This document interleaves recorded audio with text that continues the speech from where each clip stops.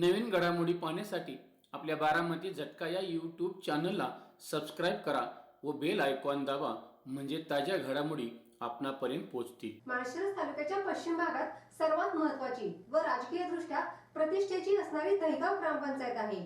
या दहिगाव गावामध्ये भारतीय जनता पक्षाच्या शाखेचे उद्घाटन सोमवार दिनांक 31 मार्च 2025 रोजी भारतीय जनता युवा मोर्चाचे राष्ट्रीय उपाध्यक्ष व माळशिरस विधानसभेचे लोकप्रिय दमदार माजी आमदार राम सातपुते यांच्या शुभ हस्ते व अनेक मान्यवरांच्या उपस्थितीत उत्साहात संपन्न झाले।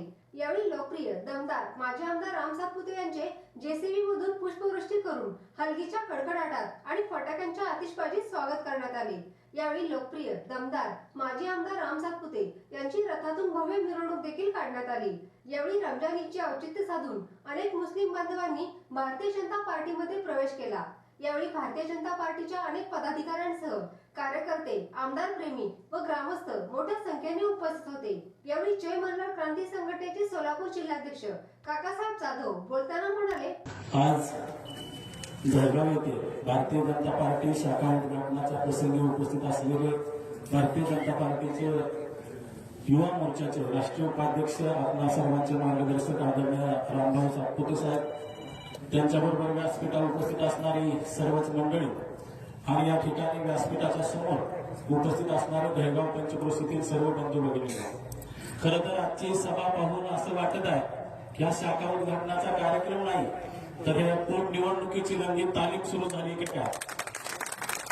कारण शाखा उद्घाटनाला जर एवढी लोक आली तर बाबा आपल्या निवडणुकीमध्ये सभेला किती लोक येतील याचा अंदाज आता आपल्याला लावता येणार नाही। प्रचंड गर्दी होईल आणि लोक खरं तर या पोटनिवडणुकीची वाट पाहत आहेत। मी दोन उदाहरणे या ठिकाणी सांगणार आहे। सरकार असल्यावरती काय होतं आणि सरकारमध्ये बसलेली माणसं सुद्धा आपल्या आणि आपल्या विचाराची असल्यानंतर काय होतं।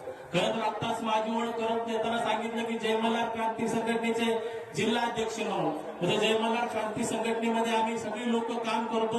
विचार मंचावरती जय मल्हार क्रांती संघटनेचे अनेक पदाधिकारी आहेत, काकीनाथ बापू आहेत, उमाजी बोडरे आहेत, बाळासाहेब चव्हाण आहेत, अजित शिरतोडे आहेत, असे अनेक मंडळी या ठिकाणी बसलेली आहेत। या सर्वांना माहिती आहे की देश स्वातंत्र्य होऊन 70 वर्ष झाली। 70 वर्ष भाऊ आम्ही महाराष्ट्रातल्या अनेक आमदारांना, मुख्यमंत्र्यांना, उपमुख्यमंत्र्यांना पत्र द्यायचो आणि त्या पत्रामध्ये आमच्या दोन मागण्या असायच्या। पहिली मागणी असायची आमची उमाजी नायकांची शासकीय जयंती झाली पाहिजे आणि दुसरी मागणी असायची आमची उमाजी नायकांच्या नावानं आर्थिक विकास महामंडळ निर्माण झालं पाहिजे आणि त्याच्या माध्यमातून आमच्यातल्या युवकांना उद्योग, व्यवसाय, धंदा करता आला पाहिजे।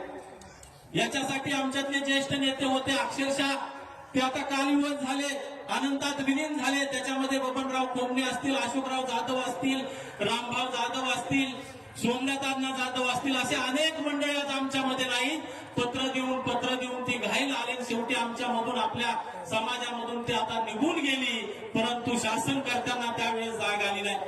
परंतु चमत्कार झाला, 14व्या भारतीय जनता पार्टीचं सरकार आलं आणि आदरणीय देवभाऊ महाराष्ट्राचे मुख्यमंत्री झाले आणि आम्ही महाराष्ट्रामध्ये काही ठराविक मोर्चे काढले आणि देवेंद्रजी फडणवीस साहेब यांना निवेदन दिलं की उमाजी नायकांची शासकीय जयंती झाली पाहिजे। महाराष्ट्राच्या इतिहासामध्ये उमाजी नायकांच्या जन्मगावी उमाजी नायकांच्या जयंतीला महाराष्ट्रामध्ये पहिले मुख्यमंत्री आले ते म्हणजे देवेंद्रजी फडणवीस साहेब, आणि त्यांनी परिपत्रक काढलं की उमाजी नायकांची शासकीय जयंती झाली पाहिजे आणि आज महाराष्ट्रामध्ये उमाजी नायकांची शासकीय जयंती होतीये।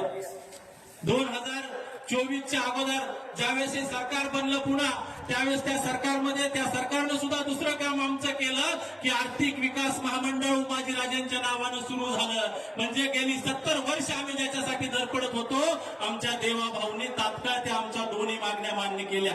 म्हणजे फक्त सरकारच आपलं असून चालत नाही, सरकारमध्ये असलेला माणूस सुद्धा देणाऱ्याच्या मनाचा पाहिजे आणि त्यांनी हे देऊन दाखवलेला आहे। आपल्या सर्वांना माहिती आहे डॉक्टर बाबासाहेब आंबेडकर मराठा विद्यापीठ आहे। या मराठा विद्यापीठाला डॉक्टर बाबासाहेब आंबेडकरांचं नाव द्या म्हणून 16 वर्ष या महाराष्ट्रामध्ये आंदोलन चालू होतं। 4 ऑगस्ट 1978ला नागपूरला एक मोर्चा निघाला होता आणि त्या मोर्चावरती गोळ्या मारण्यात आल्या होत्या। कित्येक आंबेडकरी अनुयायी त्याच्यामध्ये शहीद झाले, मारले गेले। त्याच्यानंतर पुढे सुद्धा मोठ्या प्रमाणामध्ये आंदोलन, मोर्चे झाले। जवळजवळ 16 वर्ष हे आंदोलन चाललं आणि 16 वर्षानंतर त्या मराठवाडा विद्यापीठाला डॉक्टर बाबासाहेब आंबेडकर हे नाव देण्यात आलं। परंतु आपल्या सर्वांना सांगताना गर्व वाटतोय, सोलापूरला एक विद्यापीठ आहे आणि त्या सोलापूर विद्यापीठाला पुण्यश्लोक राजमाता अहिल्यादेवी होळकर हे नाव द्यावं म्हणून गोपीचंद पडळकर साहेबांनी महाराष्ट्रामध्ये आवाज उठवला आणि फक्त 16 वर्ष नाही, 16 महिने नाही, 16 दिवसामध्ये सोलापूरच्या विद्यापीठाला फडणवीस साहेबांनी पुण्यश्लोक राजमाता अहिल्यादेवी होळकर विद्यापीठ म्हणून नाव दिलं. म्हणजे मला तुम्हाला सांगायचंय, सरकार आपलं असलं आणि आपल्या विचाराची माणसं तिथं बसलेली असली म्हणजे किती फास्ट कामं होतात. एकीकडे नाव द्यायला 14 वर्ष लागतात, दुसरीकडे 14 दिवसामध्ये नाव दिलं जातं. एकीकडे शासकीय जयंती करायला 70 वर्ष निवेदन द्यावी लागतात, दुसरीकडे 70 दिवसामध्ये शासकीय जयंतीचा जी निघतो.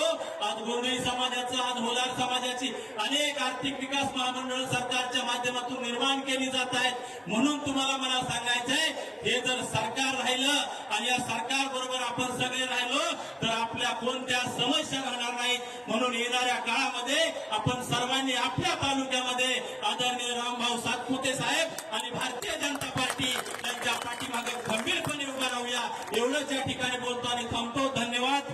जय हिंद, जय भारत. धन्यवाद.